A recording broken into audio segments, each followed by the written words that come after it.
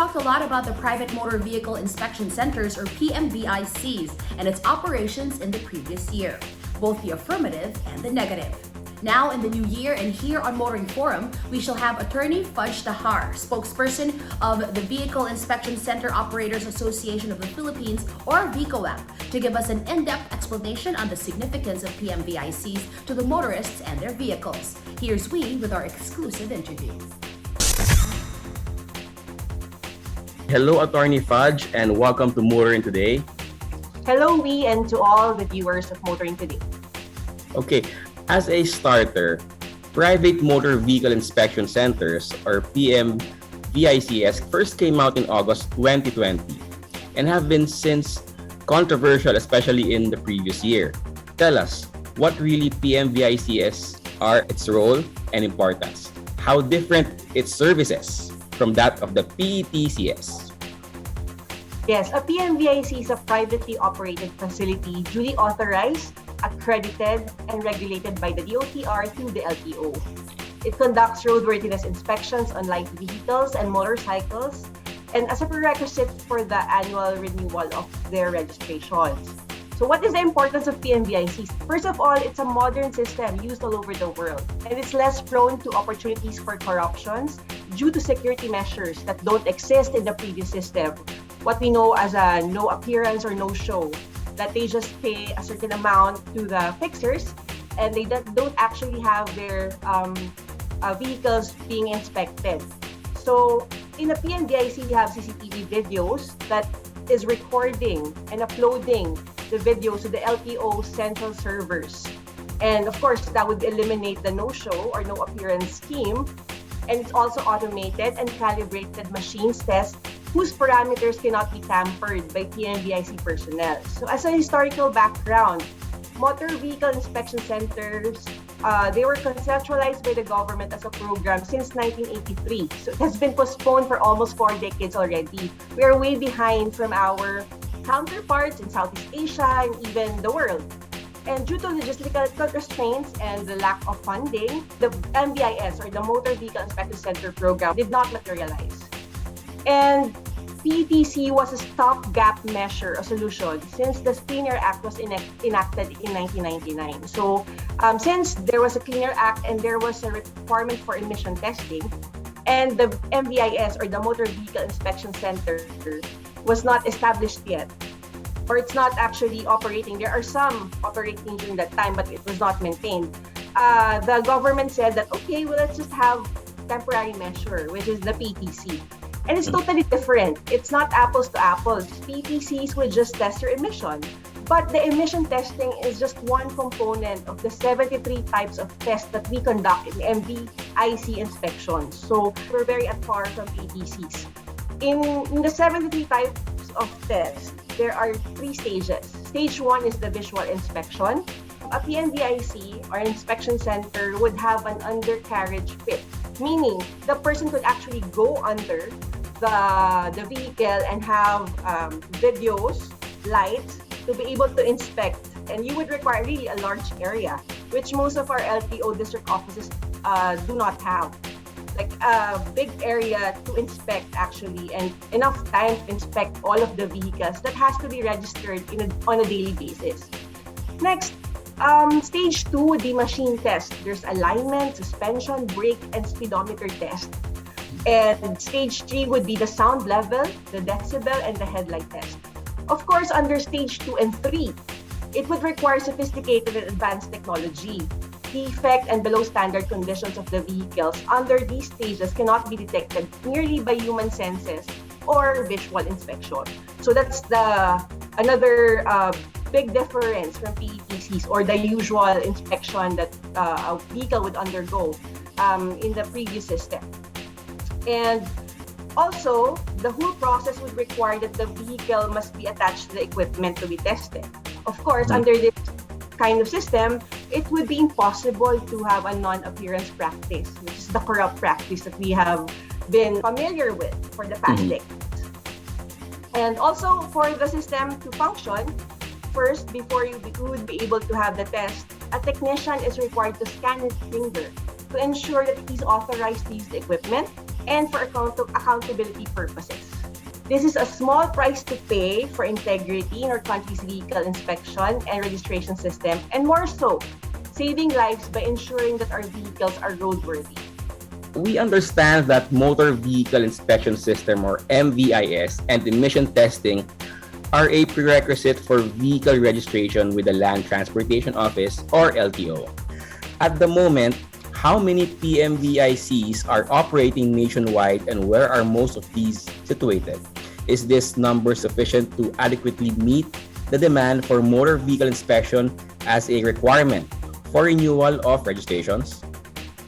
Yeah, unfortunately, there are only almost 80 PMVICs operating nationwide, mostly in Luzon and Visayas, 69 of which are already members of VICOAP. So every time there's an approval or there's a certificate issued, we're trying to reach out to the owners of these PMVIC so that they could be part of a member or be part of our group.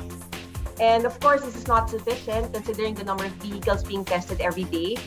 However, we're hoping to make the PMVICs mandatory, at least in areas where the centers are already operating, in order to encourage more investors and be able to establish centers in areas where PMVICs are not yet existing, or very few PMVICs are existing, such as in Mindanao.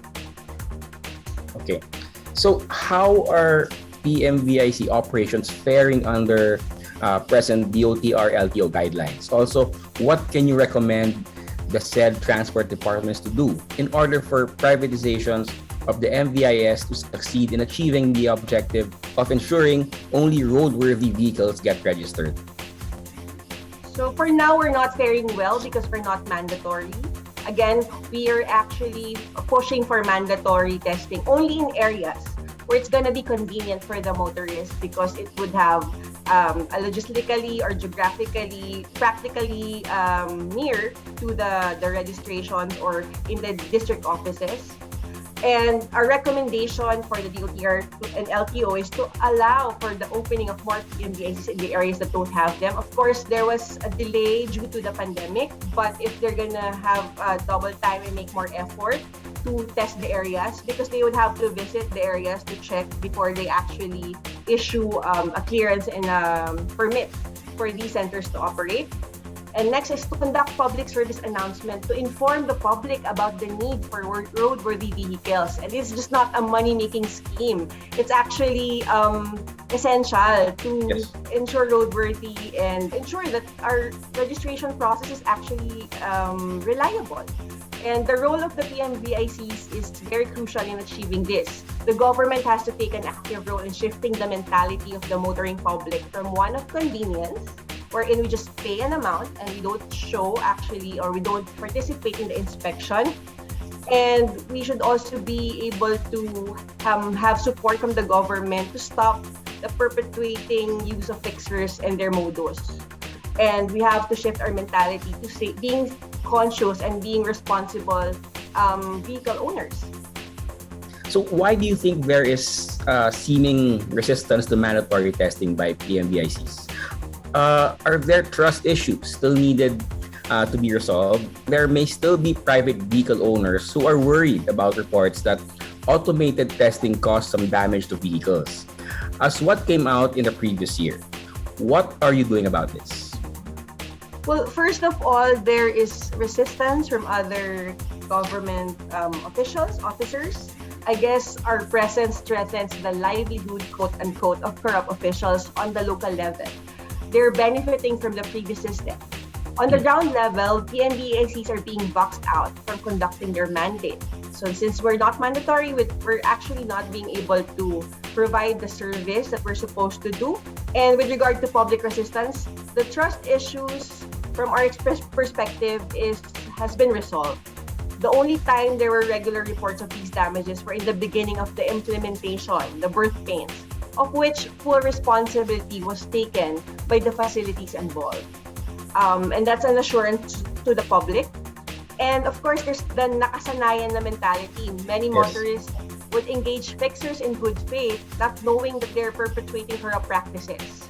Diba? Parang it has been our practice, it has been the tradition, so why change it? As a result, the regular motorist is not aware that proper, truthful, and honest vehicle inspection should be a prerequisite for registration. The mentality is still in the realm of convenience, not irresponsible ownership of vehicles.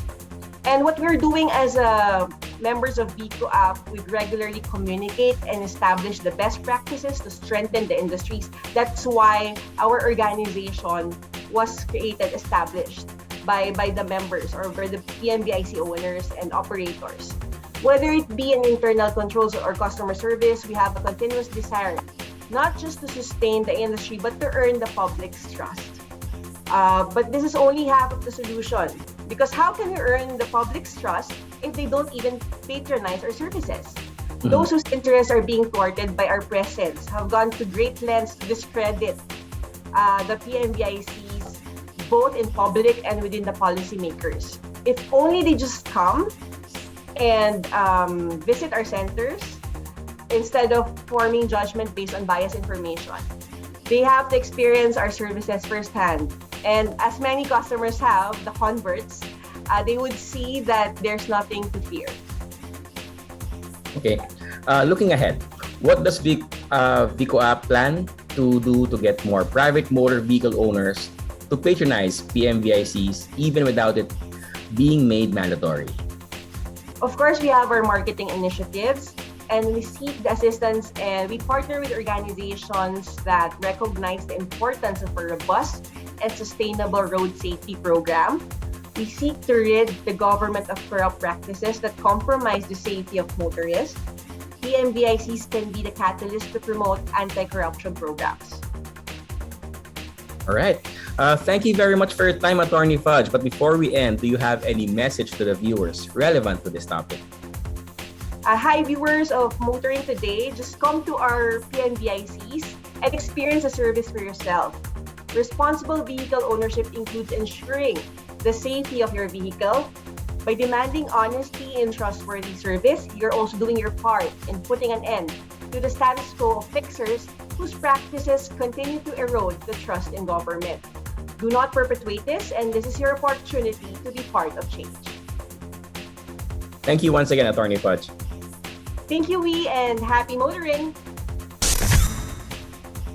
That was we with Attorney Fudge Tajar, spokesperson of the VICOAP, with insights into the significance and role of PMVICs not only to motorists and their vehicles but also in promoting road safety. Our feature on Motoring Forum this week, courtesy of Suzuki Philippines.